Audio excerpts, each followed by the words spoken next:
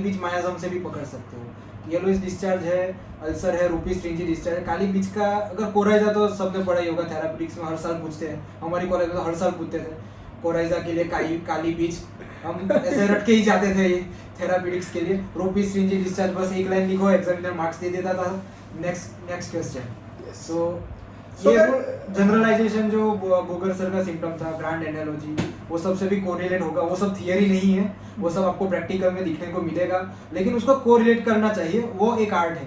क्योंकि लिखा तो सब कुछ है, लिखा तो भगवान के बारे में भी है, लेकिन लिखे तो आइडेंटिफाई करना आना चाहिए कि हाँ ये है। उसके लिए guys be a good observer, हमारे टीचर्स बोला करते थे, और दैट इज ट्रू।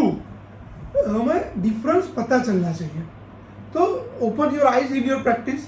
पेशेंट के साथ बातें मत करो, सील पे बातें मत करो, बातें करना जरूरी है, लेकिन चेकआउट द वुंड, देखो कैसा है, इरप्शन कैसे है, और correlate with the medicine. Correlate with the medicine, yes, allied part. हमारे टीचर्स ऐसा भी कहता रहते थे कि बी ए गुड लिसनर। अरे क्या लिसनर करने का टाइम किसके पास है? लेकिन guys that is very much important in practice.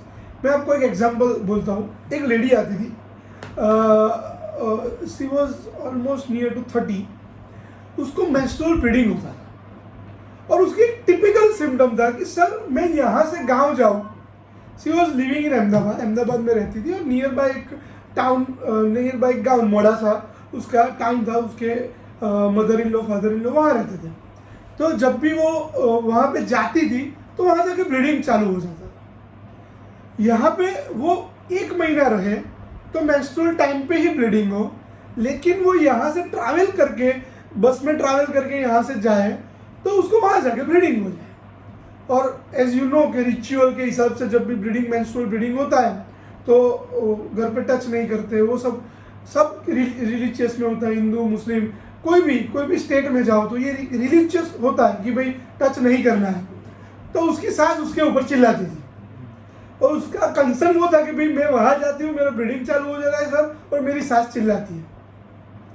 Her time जब भी वो वहाँ जाती है उसको ब्लीडिंग होता है। गाइस क्या प्रिस्क्राइब करोगे? This is the symptom. Patient ये लेके आया है, care homeopathy as rays, yes care homeopathy, what will be your prescription? क्या दोगे? पेशेंट को रेड ब्लीडिंग था, क्लॉट्स नहीं थे। जब भी वो यहाँ से बस में बैठ के गांव जाती है तो उसको ब्लीडिंग हो जाता है। यस, हेमामलिस। व्हाई हेमामलिस श्रुति? जॉडलिंग और ट्रैवलिंग की वजह से sir. Perfect, that is written in materia medica. Shruti बहुत अच्छे से आपने पढ़ा है। Open your materia medica. Hamamelis in keynote, that is written in keynote, uterine hemorrhage, active or passive, from jolting while riding over rough roads. यहाँ से गांव जाते हैं तो यू नो इंडिया के रोड कैसे हैं, तो खाड़े खड्डे होते हैं, और bearing down pain along with that is written in material Medica. So guys वो हमें कोरिलेट करना है। अब ऐसे ही हेमरेजिक तकलीफ है और हेमामिलिस दे दिया, वो भी एक अलग वे, उस तरह से भी सोच सकते हो, ऐसे भी दे सकते हैं, हम देते भी हैं, लेकिन क्या सही है वो सोचो। ये कोरिलेट करोगे तो यू विल गेट कॉन्फिडेंस कि भाई ये मिला है, ये प्रिस्क्राइब किया है और पेशेंट को अच्छा हुआ है। मेडिसिन काम करती है तो क्यों करती है, नहीं करती है तो क्यों नहीं करती है। तो गाइस ऐसा interesting case we are going to discuss in our next sessions. And one more thing guys, in practice never criticise any homeopathy. Guys हमने 35 ईयर्स से देखा है कि होम्योपैथी कैसे धीरे धीरे बाहर आ रहा है, कैसे धीरे धीरे वो ऑब्जर्वेशन में आ रहा है, कैसे धीरे धीरे अप्लाइड हो रहा है। पहले ऐसा टाइम था कि होम्योपैथी और आयुर्वेदिक सेम था। पेशेंट आपके पास आएगा, आपने देखा होगा तो वो अभी भी ऐसा लोग बोलते हैं कि भाई आयुर्वेदिक और होम्योपैथी सेम है। लेकिन अभी कोविड के बाद आपने देखा होगा कि people have increase the believe in homeopathy. तो गाइज एक हम्बल रिक्वेस्ट है कि जब भी आपके पास patient, this is the time.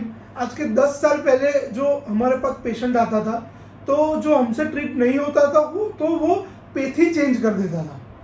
एक होम्योपैथ से ट्रीट ना हो तो ही just change the pathy and allopathy या आयुर्वेदिक में चला जाता था। But now this is the era of homoeopathy. जब भी पेशेंट आपसे ट्रीट नहीं होता है या कोई दूसरे होम्योपैथ से ट्रीट नहीं होता है तो patient switch over the homeopath, वो एक होम्योपैथ छोड़ के दूसरे होम्योपैथ के पास आता है। This is the thing which is happening nowadays in homoeopaths. तो guys never criticise any homoeopath कि ऐसा मत बोलना वो पेशेंट को कि he is using mother tincture, he is using polypharmacy, he is using higher potency. भाई वो बहुत हायर पोटेंसी रहता है तो आपको नुकसान करने वाला है। तो दिस काइंड ऑफ थिंग और leg pulling is creating some wrong image in patient. अरे भाई उससे ट्रीट नहीं हुआ तो आपके नसीब में होगा, कहीं आपके वो जो बोलते हैं ना आपके ऊपर ट्रस्ट करके कहीं से आया होगा पेशेंट तो आपसे मिटेगा, लेकिन नेवर क्रिटिसाइज। और उसको अपॉर्चुनिटी समझो, क्या नहीं Yes. देना है वो तो पता चल गया है ना। अभी शायद उसने प्रिस्क्रिप्शन दिया है तो आपको पता चलेगा कि उसने ये ऑलरेडी दिया हुआ है तो आपको ये नहीं तो नेक्स्ट देना है। हाँ, लेकिन हमको पता चलेगा इसको भी कौन सी दवाई असर नहीं कर रही तो उसके अलावा भी कोई सोचनी है। Yes. तो वो रूब्रिक में जो बाकी की बची उसमें से कोई एक होगी उसकी। हम तो काम आसान होगा। हम तो एक नए लेवल में जाने का सोच रहे हैं। And what kind of experience I feel in practice कि I would like to share one example. आज से 2 या 4 महीने पहले मेरा एक पेशेंट था। He was living in some periphery. She was suffering from fever since 5 days। उसको 5 दिन से बुखार आ रहा था, हाई ग्रेड फीवर। वो पैरासीटामोल लेता है उसको कम हो जाती है बुखार। ये रिपीटेडली हो रहा है। उसने वहाँ पे जीपी को दिखाया तो उसने अंदर से दवाई दी, पैरासीटामोल, डाइजिन, जो भी वॉटेवर जो भी दिया हो, साथ में एक एंटीबायोटिक दी, सिफिक्सिम, सिपोडोक्साइम कुछ दिया होगा। तो उसे टेम्पररी बुखार मिटा, फिर वापस आ गया। ऐसा रिपीटेडली 5 दिन से चालू है। तो उसकी बच्चे की दवाई मेरे पास चालू थी तो शी जस्ट कॉल मी कि सर ऐसा हो रहा है। तो I asked the patient to just go for reports. 5-6 दिन से बुखार आ रहा है। तो उसने जब कॉल किया दैट वाज 6th डे, तो मैंने उसको बोला कि भाई you just go for Widal, एक विडाल चेक कराओ। मुझे पता नहीं कि आगे के डॉक्टर ने विडाल क्यों नहीं करवाया, क्योंकि इनिशियल स्टेज होगा, 3 दिन 4 दिन हुए होंगे तो उसने नहीं करवाया होगा, whatever it may be the reason. लेकिन मैंने विडाल करवाया और इट वॉज पॉजिटिव। तो now it's my turn to prescribe. मुझे टाइफाइड मिटाना था होम्योपैथी से। जो मैं यहाँ से भेजता दवाई तो it takes almost 2 to 3 days courier में। तो मैंने बोला कि आपके वहाँ पे कोई होम्योपैथ है, तो शी टोल्ड मी कि 3 होम्योपैथ्स हैं हमारे वहाँ पे। तो मैं तो बहुत अच्छा हुआ। Now you just go to that homeopath and मुझसे बात करवाओ, दिस इज द थिंग। तो she went to that doctor और वो डॉक्टर को बोला कि हमारा होम्योपैथ है जिन्होंने मुझे ये मैंने उसको बोला कि मैं शायद पेशेंट के साथ होऊंगा तो I will not able to pick up your call, तो मैं आपको दवाई भेज देता हूँ। You just told that homeopath की भाई ये ले लेना है। तो मैंने बेप्टेशिया, आर्निका वगैरह दिया था और एसिड फॉस भी कुछ 1 mg दिया था, पॉलीफार्मेसी की थी। तो I just send it to the patient कि आप ले लो वहाँ से। और पेशेंट ने जब भी वो डॉक्टर के जहाँ बोला तो डॉक्टर ने उसको ऐसा आंसर दिया कि भाई हम ऐसे होम्योपैथिक प्रैक्टिस नहीं करते। That was literally shocking to me guys. और ये तो कुछ नहीं है, इवन वो मैंने बोला कि भाई जाने दो, दूसरे होम्योपैथ के पास जाओ। तो उसने ऐसा बताया कि हम ऐसी प्रैक्टिस नहीं करते। और रिपीटेडली वो पेशेंट का मेरे पे कॉल आ रहा था तो I thought she was in some trouble. तो मैंने फ़ोन उठाया बिटवीन द पेशेंट। तो उसने बोला कि सर मैं क्या करूँ, ये डॉक्टर मना कर रहा है। आई टोल्ड हर कि एटलीस्ट मुझे बात करो कि होम्योपैथ डॉक्टर है, उससे बात करनी है। Even that doctor denied to talk with homeopath. मेरा ईगो हर्ट नहीं हुआ है, मुझसे बात करने नहीं किया ऐसा, लेकिन he denied to talk with homoeopath. Guys इतना खराब माहौल चल रहा है होम्योपैथ्स के बीच। That was shocking to me. मैं एक हफ्ते तक शॉक में रहा था। आई डोंट नो व्हाट, मेरे बच्चे को कुछ लगा तो भी इतना शॉक मुझे नहीं लगा होगा, इतना शॉक उस दिन मुझे लगा था। मुझे नेट्रम्यू इग्निशिया की जरूरत पड़ी होगी उस टाइम, लेकिन guys that was literally shocking to me. तो गाइज मैं एटली एक रिक्वेस्ट करूंगा इतनी कि भाई आपसे एटलीस्ट ये गुनाह ना हो। आप जो 50-60 डॉक्टर्स है ग्रुप में, प्लीज एटलीस्ट आपके क्लिनिक पे ऐसा नहीं होना चाहिए। कोई डॉक्टर ने रिफर किया है भाई 200 बोला है तो उससे बात करो कि मेरे पास 30 पड़ी है, चलेगी? होम्योपैथ सब फ्लेक्सिबल, 30 नहीं तो 200 भाई दे दो, 1M दे दो आपके पास पड़ी है तो। एटलीस्ट पेशेंट सर्वाइव करेगा, पेशेंट का फेथ होम्योपैथी में रहेगा। अगर आपने कोई दवाई दी है तो पेशेंट घूम फिर के आएगा कई बार आपके पास, लेकिन एटलीस्ट ऐसा मत करना। और एक बेसिक ह्यूमन क्वालिटी होती है ग्रेटिट्यूड की, सो किसी को नहीं, हमने 35 ईयर से एक एक पेशेंट को बचा के रखा है हमारा। अहमदाबाद में मैं प्राउड फील नहीं कर रहा हूँ, लेकिन हमने ऐसे ऐसे केसेस ट्रीट किए कि भाई उसके सराउंडिंग्स जितने भी एलोपैथ्स होते हैं कि उनको फील होता है कि भाई अभी ये होम्योपैथी से ही मिटेगा। दिस इज द एरा कि हमको एक ENT सर्जन एलर्जी वाले पेशेंट हमको भेजते हैं, वो खुद आते हैं, वो उनके बच्चों के ट्रीटमेंट हमारे पास होम्योपैथी के लिए आते हैं। बिकॉज दे नो मोंटेलुकास दे दी, लिवोसेट्रिजिन दे दिया, ये बिलास्मिथ दे दी, लेकिन अल्टीमेटली नो रिलीफ, क्योर नहीं होगा। Homeopaths can only cure that condition. तो गाइज ये फेथ हमें बढ़ाना है, तो नेवर क्रिटिसाइज एनी होम्योपैथ। अरे भाई मदर टिंचर दे रहा है, होम्योपैथी तो कर रहा है। आपके क्लास में 100 बच्चे थे, उसमें से ओनली 30 लोग होम्योपैथ कर रहे हैं। गाइस कंपटीशन बहुत कम है, लेकिन वो छोटी सी कंपटीशन में हम उसको साथ बढ़ना है, होम्योपैथी को आगे बढ़ाना है, एक होम्योपैथ को आगे नहीं बढ़ना है। This is what we thought about homeopathy. ये जो कोविड का फेज आया उसमें होम्योपैथी के लिए बहुत सारा फेथ बढ़ा है। आर्सेनिक हेल्थ ने बहुत सारी धूम मचाई है। दैट हेल्प्स अ लॉट, वो बहुत अच्छी चीज़ है। People are aware with homoeopathy, people are aware with all the things of homoeopathy, तो उसका फायदा उठाओ। पीपल नाउ नो कि होम्योपैथी कैसा वंडर कर सकती है। At least never criticise. मेरा रोना ही बाकी है, क्रिटिसाइज मत करना यार।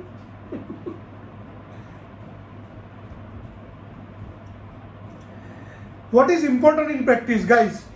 As already told you, जिसके लिए हम सब यहाँ पे बैठे हैं, that is result. Patient को result दो and you will get everything. Result- Whatever may be the way you use. अपने सेंसेशनल कर दिया, आपने प्रिडिक्टिव कर दिया, आपने कुछ भी polypharmacy the, mother tincture the, you must know. This is the only thing. Patient को अच्छा होना चाहिए, that's it. क्योर हो, पैलिएशन हो, सप्रेशन हो, पेशेंट हंसता हुआ आना चाहिए आपकी और हंसता हुआ जाना चाहिए। Yes, हाँ, पेशेंट को रिलीफ होना चाहिए। Not possible in every cases to cure the patient. Cure की कंडीशन, क्योर की definition is very different in theory in our college life कि भाई पेशेंट को क्योर कर दो। अरे तो भाई बच्चा पैदा क्योर हुआ ऐसा करके वापिस दे दो, वापिस जो पहले दिन पे था ऐसा करके छोड़ो। Brand new model. That is not cure practically, guys. That we are going to learn in our sessions. Whatever you prescribe, that must be homeopathy. और कोई होम्योपैथी प्रिस्क्राइब कर रहा है तो उसको अप्रिशिएट करो। और होम्योपैथिक वे में होना चाहिए। डायरिया के लिए ब्रायोनिया नहीं देना है कि उसकी प्राइमरी एक्शन स्टूल को कम करती है, तो डायरिया में ब्रायोनिया तो ऐसा नहीं करना है। Yes. ब्रायोनिया का मदर टीचर दे दिया, डायरिया के पेशेंट में ऐसा नहीं करना। आप कैसे दे रहे हो? आप 50 मिलीसीमल पोटेंसी वाटर में दे रहे हो, आप वाटर पोटेंसी यूज कर रहे हो, आप लो पोटेंसी यूज कर रहे हो, that doesn't matter for patient. Patient को ये सब में पढ़ना ही नहीं है। For patient result matters, for doctors, for us result matters. Result law of similia ही लेगा। एग्जैक्टली, लॉ ऑफ सिमिलर्स पे ही प्रिस्क्राइब कीजिएगा। And guys keep learning from the patient. One another example I would like to say कि भाई एक patient आया, he was literally complaining like this. मेरे टेबल पे एक चेयर पड़ी थी और सर पेट में दर्द हो रहा है, सर पेट में दर्द हो रहा है, बहुत दर्द हो रहा है sir, This is pet the में observation. सर पेट में बहुत दर्द हो रहा है। What will you prescribe? What will be your answer? Guys, patient will explain you, sir मुझे अच्छा हो रहा है, अरे पेन हो रहा है, अच्छा तो नहीं, अच्छा अपनी दवाई से, सर मुझे पेन हो रहा है, बहुत पेन हो रहा है sir. one of my kid patient was explaining like this at the corner of the table, sir मुझे पेन हो रहा है, सर बहुत पेन हो रहा है, this kind of thing. Guys, what will you prescribe? This is the observation.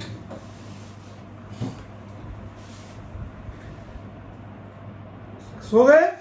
Pressure ambulance कोलोसिन मेटफॉस yes, उसको colocynth दिया था 1 potency में एवरी 5. यस, उसको कोलोसिन दिया विच वाज नॉट वर्किंग.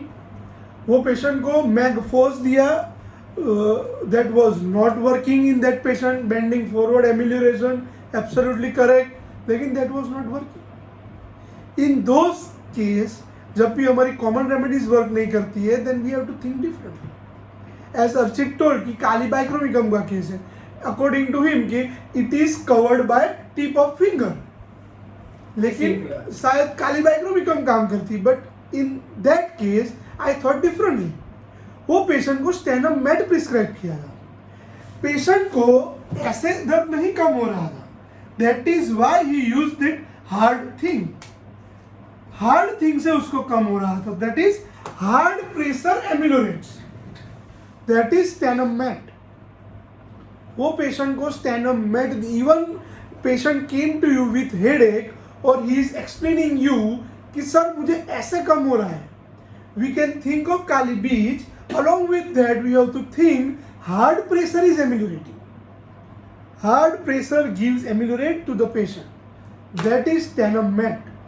और वो पेशेंट को स्टेनम मेड देने से अच्छा हुआ. Guys, this is the observation.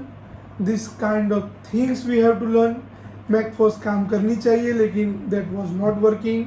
कोलोसिन भी दिया था, कोलोसिन 1 ml एवरी 15 मिनट्स पे रिपीट करवाया था, लेकिन दैट वाज नॉट वर्किंग. ऐसे एक्यूट केसेस में what we are doing, patient को बोलते हैं सुबह आया है शाम को फॉलोअप दो. अब हम पेशेंट के साथ होते हैं, बोलो व्हाट्सअप करें, फ़ोन करो, मुझे व्हाट्सअप छोड़ दो. अगर आपको अच्छा है तो कुछ नहीं करना है, आपको अच्छा नहीं है तो फॉलोअप लो. आप फॉलोअप लोगे, पेशेंट को अच्छा नहीं होगा तो आपको माइंड चलाना है, ये नहीं तो ये नहीं तो ये. This is typical homeopathy guys. आपने मेप्टाल स्पास दे दिया और कॉलिकी पेन चला जाएगा, दैट इज वेरी इजी. लेकिन उसमें सुकून, गाइस सुकून नहीं मिलेगा आपको. रात को नींद उसी में होगी कि उसको क्या होगा. Yes, am I right guys? Stannum made में लिखा है hard pressure amelioration. Any one of you go through the sternum med right now? Any pain which is ameliorated with hard pressure, that is sternum med.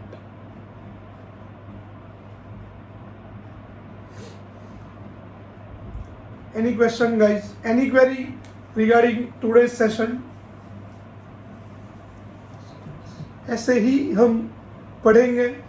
We are not going to discuss the theoretical part that you all know. हमें भी नहीं आता है.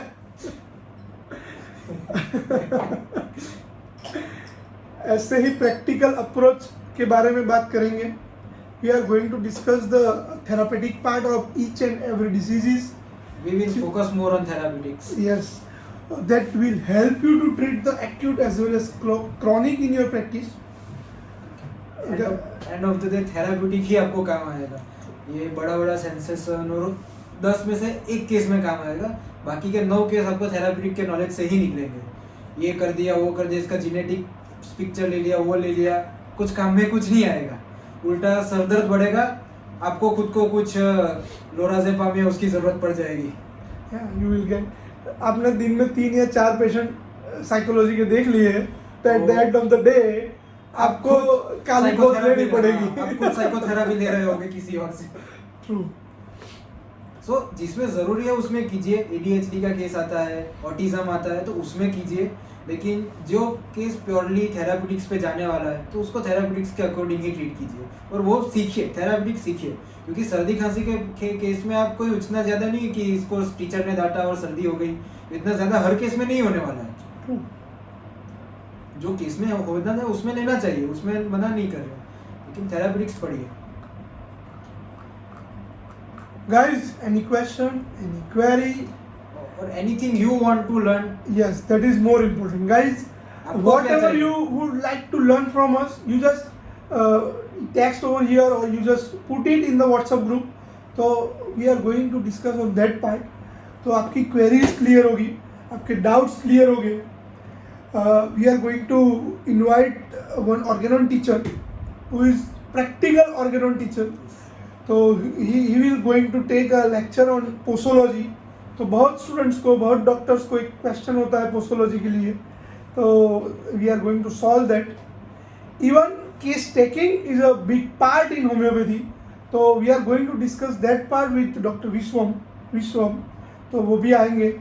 तो अच्छे अच्छे doctors आने वाले हैं in our sessions. Rapid case taking, Yes. Rapid case taking. David definitely rapid case taking करेंगे. बेसिकली जो अभी आज हमने जो डिस्कस किया जितने भी केसेस थे, those are the rapid case taking. Acute patient ये लेके आए तो ये देना है, simple. Term is going on look and diagnose. Yes. Look and diagnose, no questions asked. मैं मेरे फादर के साथ 2 महीने बैठा था, लेकिन वो 2 महीने में मैंने जो पेशेंट देखे हैं क्योर होते ही, तो that completely converted me to the homoeopathy guys. तो रिजल्ट ही आपको कन्वर्ट कर सकता है, रिजल्ट ही पेशेंट खींच सकता है. मजा आएगा. Can we give 2 remedies at the same? जो देखो ओमकार, ऐसा कोई रूल नहीं है, हम तो देते हैं. यस, ठीक है. Basically I am prescribing polypharmacy in my practice. Yes we are basically. तो नहीं, वो तो कभी कभी सिंगल रेमेडी भी दे देता है, लेकिन मैं जो तो ये सिंगल रेमेडी वाले होते हैं उसमें ही देता है. लेकिन यस, पॉली भी यूज करता हूं मैं. मैं पर्सनली पॉलीफार्मेसी यूज करता हूँ. And guys it gives result, and result matters. देखो रिजल्ट दोनों में है. मैं मोनो में भी देता रिजल्ट मिले हैं मुझे, पोली में भी मिले हैं, लेकिन केस के अकॉर्डिंग फ्लेक्सिबल रहिए. ठीक है. अगर फॉर एग्जांपल पाइल्स, ये अभी जो फीमेल डिसऑर्डर का केस था सर ने बताया, हेमामालिस जिसमें दिया था, हेमामालिस से उसकी टेंडेंसी नहीं जाने वाली है. हेमामालिस से उस टाइम का ब्लीडिंग और वो सब रुकने वाला है. वो टेंडेंसी के लिए आपको सीरीज ऑफ रेमेडी लगेगी. ऐसा नहीं है कि हर बार बस में बैठो हेमामालिस लेके ही बैठो टिकट के साथ, ऐसा नहीं होने वाला है. एक टाइम पे तो उसको क्योर करना पड़ेगा ना. सो you can give 4 remedies at a time. You are asking me about 2. I say you can give at least 4 remedies at the same time. 1 OD, 1 TDS, 1 HS and 1 single dose. Guys believe me, लोग 2 drum के अंदर भी 4 medicine देते हैं. हाँ, मैंने देखे ऐसे प्रैक्टिस में मेरी उनके भी लाइफ में. रिजल्ट मिलते हैं. 2 मेडिसिन वाले डॉक्टर्स को भी रिजल्ट मिलता है, और सिंगल प्रिस्क्रिप्शन देने वाले होम्योपैथ को भी रिजल्ट और मिलता है, SL वाले को भी मिलता है. और एसएल वाले को भी मिलता है. तो guys each and every case is different. सब में एक ही यूज करना है ऐसा जरूरी नहीं है. लर्न एवरीथिंग, सब सीखना है. क्या पता क्या कब काम लगे. किस में क्या काम करेगा हमें पता नहीं है. 10 साल के बाद भी हर एक गैस्ट्राइटिस वाले, एसिडिटी वाले पेशेंट अलग आते हैं. एक एग्जांपल दूंगा. जो पबजी या काउंटर स्ट्राइक हम खेलते हैं, तो ऐसा तो नहीं कि एक ही गन लेके चलते हैं, हम उसमें भी स्टॉक रखते हैं. सिचुएशन के अलग हिसाब से अलग अलग गन्स यूज करते हैं. सेम केस होम्योपैथी में. ऐसा नहीं कि हर केस कैन की मेथड से ही सॉल्व होगा, हर केस प्रेडिक्टिव से ही जाएगा. हर गन अपने पास रखे, जो काम में है उसको फायर कीजिए. Yes, Fermin, you would like to learn about female disorder. Yes, we are going to take the female disorder in very deep. बहुत सारी कंडीशंस एक साथ लेंगे, और ज़रूरत पड़ी तो PCOS भी अलग से एक टॉपिक अरेंज करने वाले हैं. David, rapid case taking, I love that term. वो हम डिस्कस करते रहेंगे. We are interested in rapid. Yes, I will love that rapid case taking. Omkar, that is, sir, can we give 2 remedies? Yes, we can go acute as well as in chronic. Satabdi, please forgive me if I am not pronouncing properly. Potency selection, yes, we are going to take a session specially on potency selection. Sultana, that is, can cyst like cyst in liver or kidney can be treated with homeopathy. Basically ऐसी cyst में मुझे ज़्यादा result नहीं मिलते हैं. 1-2 patient में मिले भी हैं, लेकिन not helping much. Surgical cases है बेसिकली यार. और जब भी किडनी के ऊपर सिस्ट होती है तो that can be remain for whole life, पड़ी रहती है, कोई तकलीफ भी नहीं करती है. तो ऐसे पेशेंट को छोड़ दो कि भी ट्रीट नहीं करना है. और पेशेंट इज इंसिस्टिंग यू कि भी मुझे ट्रीट होना है, तो ट्राई करो. some remedies, some specific medicines are there, तो हेल्प कर सकते और हैं. केस ऐसे ही लो क्लिनिक में जो जिससे पेशेंट की लाइफ में कोई चेंज आने वाला है. सिस्ट अगर कोई सिम्टम प्रोड्यूस नहीं करे तो ट्रीट क्या करोगे? Homeopathy is all about symptoms. Symptoms है, रेमेडी में सिम्टम्स है, प्रिस्क्राइब किया, बात खत्म. अगर सिस्ट का कोई सिम्टम ही नहीं है तो फिर क्या ट्रीट करना है? रिपोर्ट को ट्रीट नहीं करना है. वो एलोपैथी वाले भी बोलते हैं, जहाँ पे मैं सर से सीखा हूँ वो सर भी बोलते हैं कि हमें रिपोर्ट ट्रीट नहीं करना है, हमको पर्सन ट्रीट करना है. सो रिपोर्ट के लिए कोई थुजा बुजा नहीं देना है. रिपोर्ट में अच्छा है, सिम्टम हो थुजा दो, दैट्स ओके. पेशेंट फेथ लेके आ रहा है, किसी के रेफरेंस से आ रहा है तो ट्रीट इट. ऐसा नहीं है ट्रीट नहीं करना है. We are not bluffing the patient. Homoeopathy treat कर सकते डू हैं, नॉट ब्लॉक. लेकिन चेक फ्रीक्वेंटली. पेशेंट को अभी 3 मंथ्स पे सोनोग्राफी चेक करो.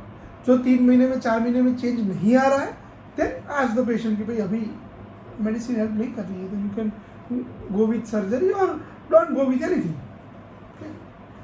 What is important for mental symptoms in acute case? Means, We will see. Nishal, what would you like to ask? What is importance of Okay, mental symptom वो हम discuss करेंगे. That will be a as well as session. acute and chronic. Yes. Okay, उसका भी importance है, नहीं ऐसा नहीं है. What about CKD? Yes, CKD can be completely under control with homeopathic medicines. मैं ऐसा नहीं बोलूंगा कि क्योर हो सकता है, लेकिन कंट्रोल डेफिनेटली हो सकता है. बेसलाइन क्रिएट 4 होता है, वो नॉर्मल यूरिन आउटपुट के साथ आएगा. Yes. वो पेशेंट भी नॉर्मल यूरिन आउटपुट के साथ आएगा आपके और इवन डायलिसिस विदाउट डायलिसिस. हाँ, Yeah. जिसका बेसलाइन क्रिएट 4 है.